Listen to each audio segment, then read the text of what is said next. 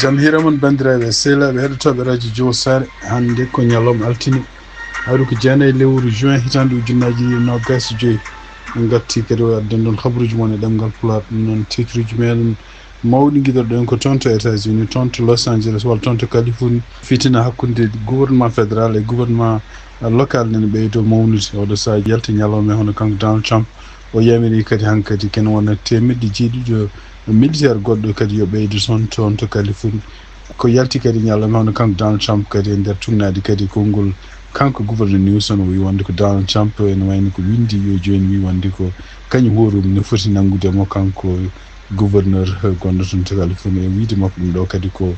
peeje dictateur habaruji men international manaw en toon to Mali hono kamɓe Mali ene wayno ko militaire uji mabɓe puɗɗimi yaltude kawuji ganduɗa en wat boniyankoɓe janini toon ko ɗum waɗi fedde wat boniyankoɓe Nusrat al-Islam ɗaɓɓi wonde ko oɗo saha joni en jiiɗi wadde toon gouvernement toon taw ko gouvernement kañumen jeekoye men e kono ɓe ndentini rusinaɓe ma en juttu toon kadi toon to Mauritanie ene wayno ko toɓoji puɗɗima arde won région ngaji ƴeewen kadi ɗiɗon toɓoji ko ala hen e surtout habaruji meɗen manaw en toon to FIFA ɗum noon kadi ko nanallaji nane toon wonde FIFA hayti wadde balluji mum personnel toon to États-Unis sibabude caɗele kanko Donald Trump ade o imposé oɗo saha joni ko fati visa ɗum ɗo fof kadi tawama ko fenade ma en gartu holko no ɗum noon arde ɗum woni titre ji meɗen oɗo journal ma en gartu detuji muɗum joni siftin ɗon tan hande ko altine jeenayi lewru juin hitande ujunnaji ɗiɗi e nogas e joyyi ma en gartu joni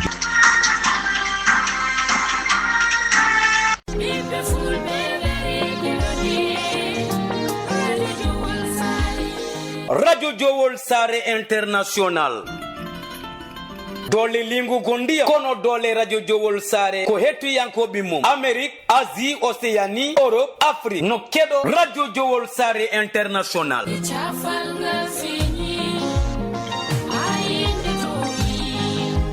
jiɗɗa ko kabaruji jaggu Radio Jowol International gilay émission ngaji dini ha e fina tawa tarindi kono ɓamtare kala kena wallita gurdam ade ena yewteno haale e nder Radio Jowol International ko Burkina, Mauritanie, Cameroun, Sénégal kono Radio Jowol International no haale saforore جول ساري موجودة من أجلكم سعادتنا تكمل بالتعاملنا معكم wolo képp kuy xeet boo xamante ne yaa ngi ci àddina bi rek rajo Jowol Sare mbégteem ak bànneexam mooy ànd ak yéen liggéey kon bismillah so ninke rajo Jowol Sare a wiki tembiri ni xas woni sababu ngona pullo capa so ninki walla wolof geɗal ma nen eya nder Radio Jowol International wonandi jogiiɓe publicité jokkondir eya Radio Jowol International caggal indicatif Mauritanie waɗa 46 53 84 09 walla mbaɗa 44 18 77 18 walla mbaɗa indicatif dowlaji dendude Amérique plus 1 513 668 03 94 bandiraɓe musidɓe tedduɓe heeɗi min Abou Diobo El Hadji Ngori momi hetto Radio Jowol International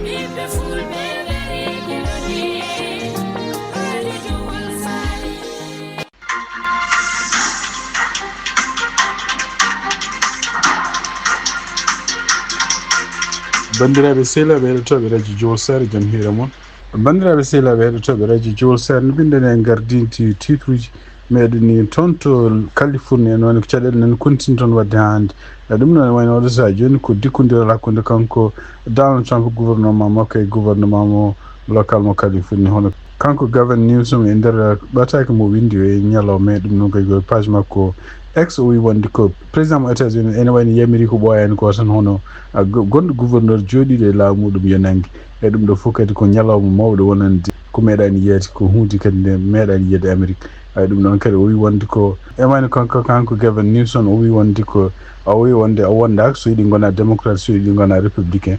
kono ɗum ɗo ko ligne mo ganduɗa en hay goto fof meeɗani yiide neɗɗo ne yetti ɗon ɗum ɗo kadi ko miijo mo ganduɗa hay goto wawa wiide ko erreur ɗum wonde ko ɗum nguɗo laamu fayi koko wiyete gouvernement autoritairien ɗum noon firtigo dictature ɗum ɗo fof noon ari ko kanko Donald Trump kadi e nder ko yalti hande o yamiri kadi kanko Donald Trump o wiide wonde ko oɗo saha joni kene won temedde jeeɗiɗi marines en ɗum noon ko yimɓe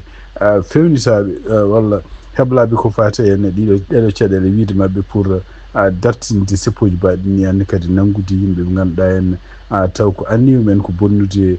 kuuɓeje walla nokkuji ɗi ganduɗa taw ko gouvernement fédéral jeeyi ɗum ɗum noon e wayno ko ɗo ñalawma hande o yamiri wonde ko temedde jeeɗiɗi neɗɗo yo ɓeydo toon o yamiri kadi ken won ujunnaji ɗiɗi neɗɗo taw ko wonnoɓe réserve kañum fof yo nelde toon to diwan Los Angeles o ɗum noon firti wonde ko ene wayno ko kanko Donald Trump kadi ko ɓeydude hande fitinaji ɗi en ɓeydude mawninde jeyngol ngol ene wayno ko Los Angeles ha hande fitinaji seppoji gon toon ɗi en continue e ɗum noon ha hande oɗo ñalawma 9 juin hitande ujunnaji ɗiɗi e nogas joyyi ko siwtini ɗon tan Los Angeles e surtout en ko nokku mo ganduɗa en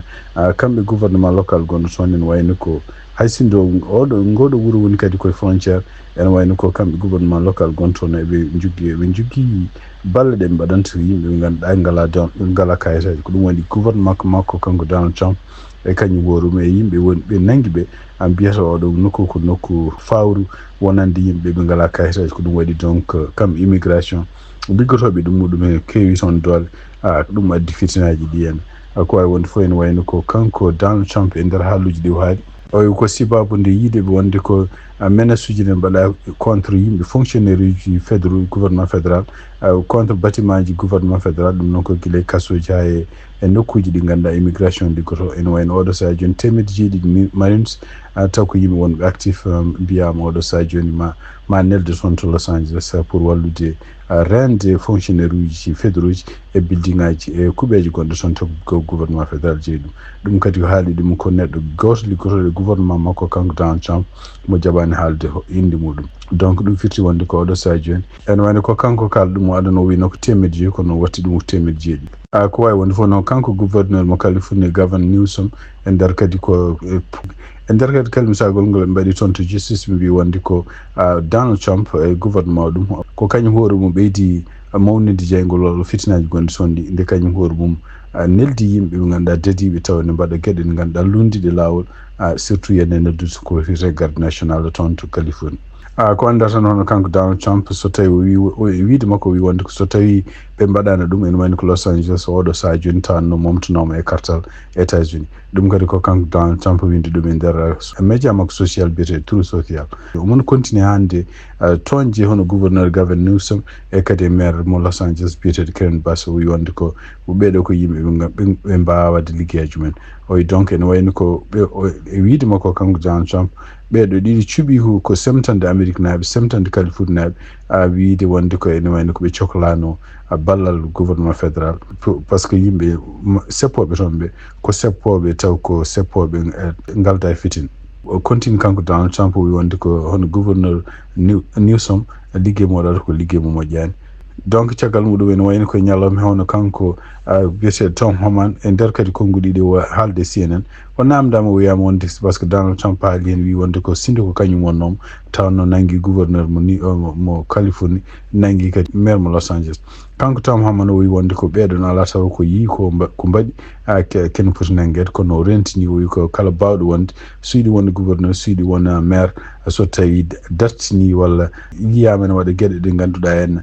taw ken haɗa yimɓe immigration dadiɓe immigration liggaji mumen koko nanguete ɗum noon fof ni wayno firti wonde ko tension ngaji walla fitinaji hakkude gouvernement fédéral mo États-Unis e kamɓe gouvernement local mo Californie nene continue yarude yesso hande habaruji mon to États-Unis tumnade kadi ko yalti toon to CNN hono kanko ministre toppitiɗo ko fati e cellal mo États-Unis hono kanko Robert F Kennedy e nder kadi communiqué mo waɗi hande altine hande jeenayi lewru juin hitande ujunnaji ɗiɗi e nogas joyyi ene wayno o seeki walla o yimɓe ken wona 17 neɗɗo taw ko haraleɓe ko fati doctoragal donc ko consultant ji surtout yenno ko haraleɓe ko fati vaccine aji ko fati safruji ko fati ñawuji ene wayno oɗo saha joni o waɗi ɗum e congé o wi ɗumen yo natti wonde liggade ɗum ɗo fof noon e wiide makko wonde ko ɓeɗo fof ko yimɓe mbaɗata liggueji men kono noon ene jogui conflit d'intérêt donc nane hen politique o wi donc e wiide makko kanko Robert F Kennedy o wi hande ene wayno ko min ɓuuri gonɗinde ko artirde hoolare hakkude safroɓe e public surtout rentade won programme uji biyeteɗo ko pour walla ko contre vaccin ɗum noon ko kanko Robert F Kennedy donc ene wayno wi wonde ko yimɓe américain ji walla public ne foti andude wonde ko kala koɓe mbaɗata ko fate recommandation ɗum noon koɓe mbajoto yimɓe ko fate ñawuji walla safaruji ɗiɗon mbajuji poti basade koye gueɗe scientifique goɗɗe taw wona gueɗe ɗe ganduɗa jadduɗe intérêt e kadi ko gueɗe ɗe ganduɗa ɓetade taw ko mbiyata ɓeɗgol ngol e leeri e kadi taw ala conflit d' intérêt gonɗe hen ko wawi wonde fof ene wayno ko kanko Robert F Kennedy ɓeɗo yimɓe haralaɓe 17 ko yimɓe liggotonoɓe CDC siftindon tan ko kanko Robert F Kennedy guila natani gouvernement Donald Trump ko neɗɗo mo ganduɗa lundinoɗo kala ko fate CDC ko waɗata walla kala ko fate vaccin ji walla ko fate won ñawuji won walla gueɗe yimɓe haraleɓe ko fate science walla ko fate doctoragal ko mbaɗata ko fate safaruji ko wawi wonde fof ene wayno ɗum ɗo kadi ne jeeya ko waɗi Donald Trump addimo e laamu muɗum saabu Donald Trump kañum hoore mum gila mandat mum gadano ko neɗɗo ko gonnoɗo contre ko fate henne surtout vaccin ji kabaruji e ɗemgal Pulaar e radio Jawol Sare habruji men international en tunnade kadi habruji gumri ton to radio France international ɓe mbi wonde ko armée Mali noon fuɗɗima yaltude nokkuji takko camp militaire uji gonɗe ton to wuro wiyetengo Bul Kesi noon ko fof ko caggal nde attaque kamɓe wat boniyankoɓe mbaɗi jangol kadi kontingol wona lawol gotol tan surtout toon to nokku biyeteɗo Bul Kesi ñande samedi 7 lewru juin nde ɓe mbi wonde ko hay soldat goto heddanoke oɗon ka ene wayni ko way laabi ɗiɗi yanama toon ɗum noon ko yimɓe jihadiste uji mbaɗi toon donc mbaɗe mabɓe yimɓe kewɓe taw kadi ɓeɗon jihadiste uji kutori ko drone aji ɗum kadi ko hunde hesere wonande kamɓe wat boniyankoɓe ko wawi wonde fof e tugnade kadi konngol gummingol toon to taw ko journal biyeteɗo al akhbar waɗi ɗum hono kamɓe wiyeteɓe Nusrat al Islam oɗo groupe kadi ko groupe supportuɗo groupe wat boniyankoɓe islam e muslim eɓe jogui anni sosde laamu ngu kadi taw ko laamu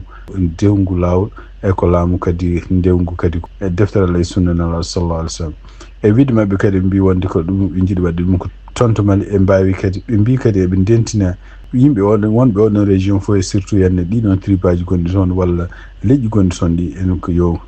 dardo mabɓe e liggodo e mabɓe pour beele ne mbawa e yimɓe ɓe ganduɗa ɓe mbiyata doole naade e leydi toon to Mali e nder koɓe pamni yimɓe e nder kemoɓe neldi toon to Al Zalaba News Agence ɓe mbi wonde ko ene wayno ko sibabude rusinaɓe yantude malinaɓe bonandeji mbaɗata toon surtout warde yimɓe ɓe mbaɗani haydara taw ko yimɓe wonɓe toon to nokkuji gonɗi toon to Sahel ko ɗum waɗi yimɓe wonɓe toon to Sahel ɓe continue jogade gagnantumago contre mabɓe kamɓe ɗiɗo militaire uji surtout kamɓe rusinaɓe e kala kadi yimɓe ɓe ganduɗa ummiɓe toon to leyɗele Occident ko wawi wonde fof ene wayno ko groupe o ene taw ardi ɗum ko biyeteɗo Iyad Ag Ghali e jonde mabɓe mbi wonde ko haare mabɓe hande ko yaltinde risinaɓe ɓe jeeyaka toon naaɓe e leydi Mali e kadi yaltinde kala doole gonɗe toon tawtugo doole ɗe en bawɗo wonde fof tawde doole ɗe en wona toon jeeya yaltinde ɗum e leydi mabɓe e pour beele wallude leydi mabɓe yimɓe wonɓe toon beele ne jogo indépendance e kadi beele ne mbawa wurde e jimadi